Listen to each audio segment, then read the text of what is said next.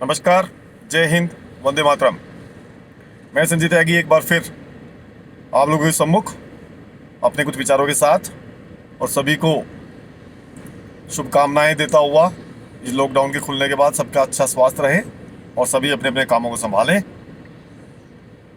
परंतु इन्हीं कामों में रुकावट जो इंसान है, जो दिल्ली का मुख्यमंत्री केजरीवाल, मुझे इस आदमी से बहुत शिकायत है। मैं मतलब कुछ लोग कहेंगे शायद मैं इनसे दूसरी पार्टी का हूँ, क्या कहेंगे, पर आई डोंट केयर क्या कहेगा कोई।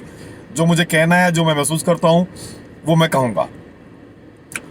अब साहब, इन्होंने एक तुगलकी फरमान जारी किया 2 दिन पहले कि साहब बॉर्डर सारे दिल्ली के बंद होंगे और 8 तारीख को हम विचार करेंगे इस बारे में। इनके फरमान के बाद कितने आदमियों को तकलीफ हुई है, खास तौर पे व्यापारी वर्ग को। उस व्यापारी वर्ग को जिनका कि बिजनेस यहाँ पे है दिल्ली में, और रहने वाले कोई डीएलएफ गुड़गांव में रहता है, कोई नोएडा में, कोई ग्रेटर नोएडा में, कोई गाजियाबाद में, कोई साहिबाबाद में, ठीक है।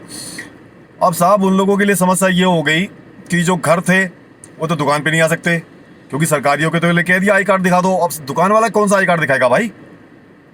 इस आदमी को जरा सी भी शर्म नहीं है कि तू किसके लिए गेम खेल रहा है। व्यापारी से क्या दुश्मनी है भाई आपकी?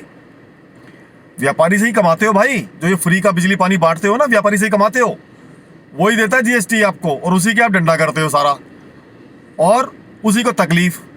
मेरे कई जानकार, मेरे दोस्त लिटरली रोने वाली स्थिति में है। 2-2.5 महीने से तो चलो ठीक है, एक ये संक्रमण आया, वैश्विक की बीमारी, तो भाई सबकी मजबूरी थी। परंतु खुलने के बाद जब सब लोगों ने अपना काम संभाला, वो मजबूर अपना काम भी संभालना तो बात की बात है, जा नहीं पा रहे। फॉर्मेलिटीज इतनी है पासिस के लिए कि वो 2-2 दिन से धक्के खा रहे हैं, अब तक तो पास बने नहीं। तो वहां से मेरे मन में एक ये विचार आया कि या तो ये आप पहले कुछ ऐसा करते कि भैया बॉर्डर्स पे कैमराज इस तरह के लगवा दें। आजकल तो कई जगह लग गए हैं, उनमें सेंसर भी है, ठीक है।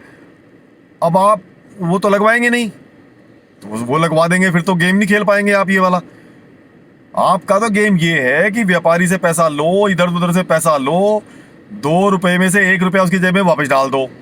थोड़े से उनमें से खुश हो गए, 1 रुपए में से ठन्नी उनकी जेब में डाल दो।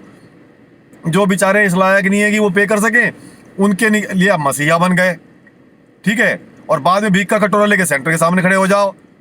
अभी कुछ दिनों पहले ही स्पीच में ये लोग कह रहे थे, खासतौर पर यही मुख्यमंत्री कह रहा था, पैसे की कमी नहीं है, पैसा बहुत है दिल्ली सरकार के पास, इच्छा शक्ति की कमी है।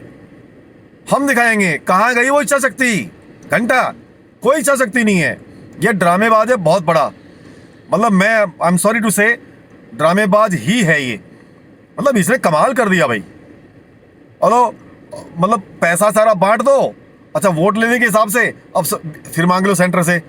एक तब्दीली इस आदमी में आई है भाई कि पहले ये गालियां देते थे अच्छी खासी, चाहे वो मोदी को दें, चाहे सरकार को दें, चाहे कांग्रेस को दें, किसी को भी दें। अब कोई इनको ऐसा बंदा मिल गया, उसने बताया भैया गाली नहीं देनी आपको। रोहिंग्या इन्होंने बसा दिए।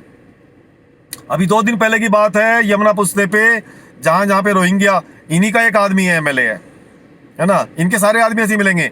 एक वो चार्जशीट आ जाएगी उस पर, ताहिर पे भी। अब दंगों में कौन कौन था, किस किस के नाम आ रहे हैं, सब खुल के चीजें सारी आ रही हैं। सबके पीछे एक ही दिमाग है। कभी इस आदमी को उनके खिलाफ आप बोलता हुआ अगर देखें तो कृपया मुझे मैसेज करें। नहीं बोलेगा ये आदमी, बहुत श्रूड जिसको कहते हैं ना पॉलिटिशियन, ये वो है, ठीक है।